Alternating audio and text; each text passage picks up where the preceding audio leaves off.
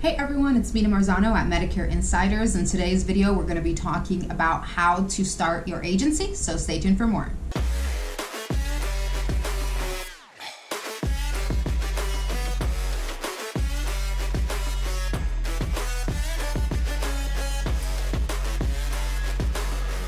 So a lot of agents are interested in building their own agency, either for tax purposes or because they're interested in building their own brand and building that downline. So either way, these are going to be the steps that you have to take to build that agency. So I am going to be speaking in very general, broad terms and really simplifying it down. Keep in mind that things can vary state by state, whether it's fees or the application process, but overall, these are going to be the steps pretty much across the board for any state on what you need to do to get that agency set up. So step number one is going to be to get that agency filed through the state.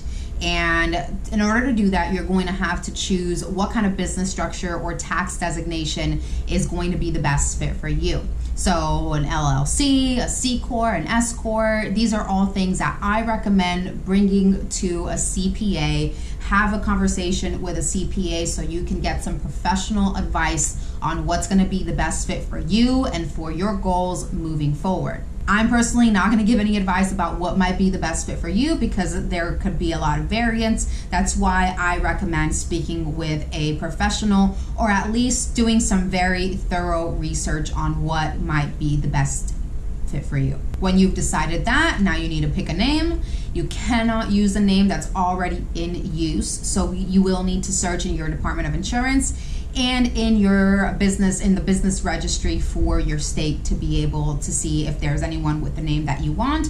If you're good to go with your name, then you can move forward into filing that agency with your state and paying any fees that are associated. So that's where the process might vary a little bit from state to state, but typically you can do that easily online. Step number two is going to be to get your agency licensed through the Department of Insurance. So very much as we are licensed as independent agents or brokers, your agency also needs to be licensed as a business entity. You're going to get an NPN for your agency, and that's what you're going to use to get your agency appointed with the carriers, which is going to be the next step. But right now we're talking about getting your agency licensed through the Department of Insurance. So getting it filed through the state is step number one. That is not enough. Now we need to get it licensed through the Department of Insurance in our resident state. Sometimes it can take a month or maybe 2 months for that to be approved through your resident state. So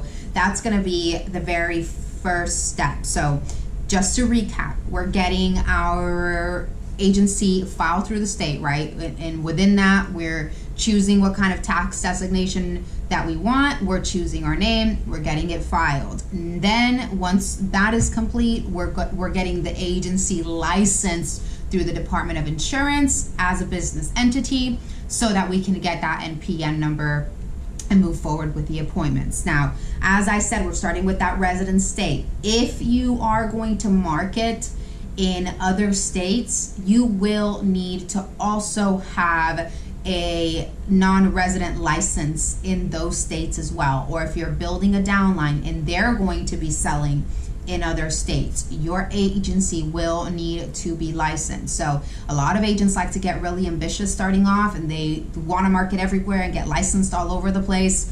If you are working maybe with a limited budget at the time, I would recommend kind of pacing yourself because you do have to pay fees in order to be licensed in those states, and you have to maintain those licenses if you are going to keep those clients and you're going to continue to sell, or your downline is going to continue to sell. But obviously, that's by no means a requirement. If you are just working in your own backyard, that's totally okay. You're just gonna get that license in your resident state. And while you're waiting for that to be approved, which can sometimes be a couple of months, you can definitely work on getting a bank account set up so that all of your commissions will be routed to that bank account. And as soon as you get that license approved, you are ready to go to step 3, which is getting appointed with the carriers that you want to represent.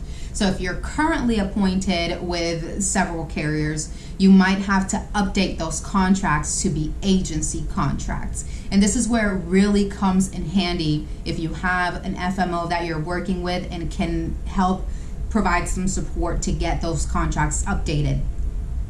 It can be a little bit cumbersome to do that, so it really helps to have someone who's knowledgeable in those processes to be able to help you to do it all correctly so there aren't any headaches or mishaps later on down the road. So if you're not working with an FMO, I recommend maybe start looking into that. If you're building an agency, it can really make a difference when you're going through these processes, which can be a little bit tedious. It can really make a difference when you have that extra support and knowledge in your corner. So if you are just setting up your agency for tax purposes, this is pretty much all you have to do, right? You're filing it, you're getting it licensed, and now you're getting appointed and you're ready to go. Carriers have your agency in their system and they're going to start paying to your agency as soon as all of that paperwork gets submitted and approved. Now, if you are going to build a downline, this is where you're maybe going to start talking about what level you're going to be set up at and start negotiating what your override is going to be. So a lot of carriers are going to have maybe some requirements on minimum agents that you need to have in your downline, or production requirements that they want to see. Some carriers are going to give you a time period to kind of prove yourself within those requirements. Some carriers are going to have a waiting period where you have to be at a certain level before you can move to another level. So again, get with your FMO and see about what those levels look like and what it looks like for you to build that downline. But that's definitely going to be part of that process in getting appointed. As you get appointed, there are levels that you can get appointed at. Typically it's going to be GA, MGA, SGA, FMO. Different carriers have different terminology when it comes to this, but definitely a conversation that needs to be had before those appointments start getting set up. So if you are interested in building a downline, stay tuned for part 2 of this video, where I'm going to be talking a little bit more in detail of what that part of it looks like. So today we're really just going over how to get your agency set up. But if you actually want to build a downline with other agents who are selling and you're getting paid an override on the business that your agents are selling, that is going to entail a couple of additional processes that you need to consider, and we will talk about that in a different video. So stay tuned for that. That's going to be really helpful to you if you are planning or thinking about building a downline. You can get kind of a sense of what that might look like and the things that you will need to do in order to be able to successfully grow your business that way. If you have any questions, please leave it in the comments below. Let me know what state you're in so I can answer those questions accordingly. And like our video, comment, share, subscribe, and go on our Facebook group Medicare Insiders, and I'll see you guys next time.